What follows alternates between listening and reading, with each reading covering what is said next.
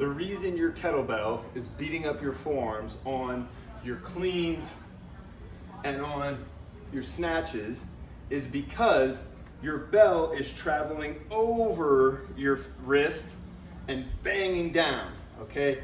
And that's the way some people teach this, but it's a really rudimentary way to transition the bell up, having it go over, okay? That's just like a low-level skill way of teaching and doing this movement. So what you want to have happen is you want the bell, I'll do this slowly, to travel around, not over your wrist. And when it travels around your wrist, what happens is the bell, the fat part of the bell misses your wrist, and instead this curved part of the bell, the curved part of the handle, contacts your wrist and the bell just sits right there, okay? So the fat part of the bell never actually hits the top of your forearm, or if it does, it hits it very lightly, and the force is spread out over the entire curvature of this bell. So rather than one point hitting, like if it goes over, like bash, like the entire weight of the bell, one small point hits the forearm, and there's actually a nerve right there, which really makes that feel like it sucks.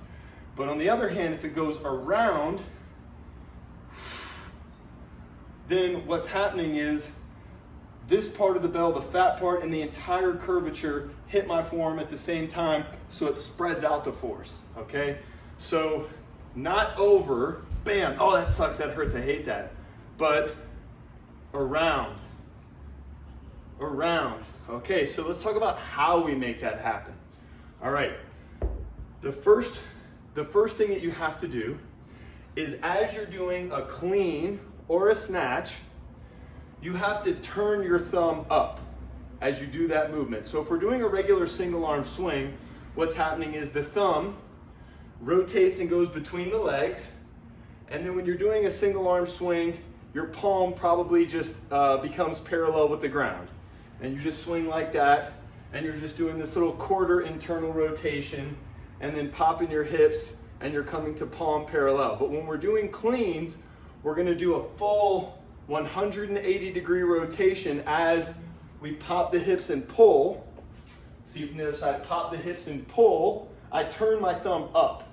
And by turning my thumb up, I am now forcing the bell to travel around my hand rather than over my hand, which is what happens if you keep your palm pointed down towards the ground. Okay, so first things first, let's just practice doing some cleans with the thumb up. I'll show you what I'm talking about here. Thumb comes up, the bell goes around. Thumb comes up, bell goes around. Thumb comes up, bell goes around. And this is as smooth and gentle as a baby's bottom. I'm not bashing anything, okay? Now, the second reason that the bell is bashing on you and hitting you hard is because you're swinging the bell out on the clean and then pulling it into you. So now you're the nail and the bell's the hammer. You don't want that. So if I'm doing a clean, I want to do this clean in a phone booth. I don't let the bell swing away from me. Because even if I'm doing good hand technique, if I swing the bell out, I'm still getting bashed. Now I'm just getting bashed in the shoulder or bicep. So be tight with your technique. Pop the hips, pull the elbow back. Pop the hips, pull the elbow back. Pop the hips, pull the elbow back. And you're looking money. You just want to pretend like you're in a phone booth. Okay, now, third thing that causes the bash is when you're lifting this with your upper body and not your hips.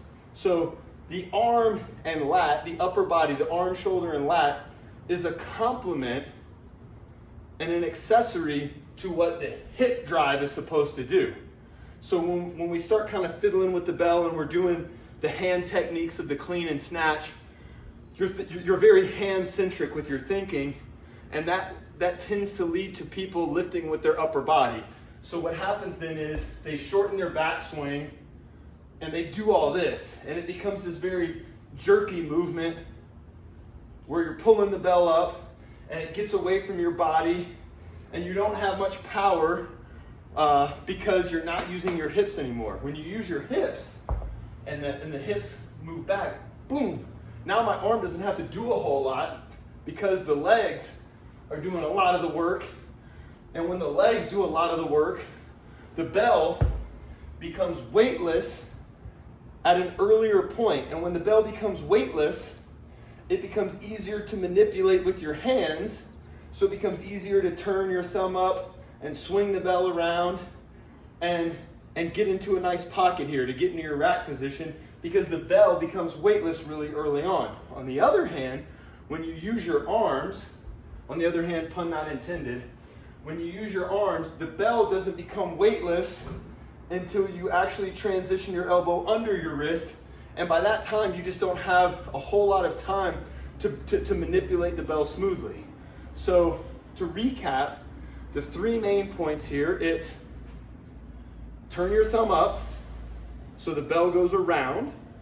Point 2, keep the bell in tight like you're in a phone booth. And 3, use the hips, use the hamstrings, legs, and butt to create the power so that the bell becomes weightless earlier on.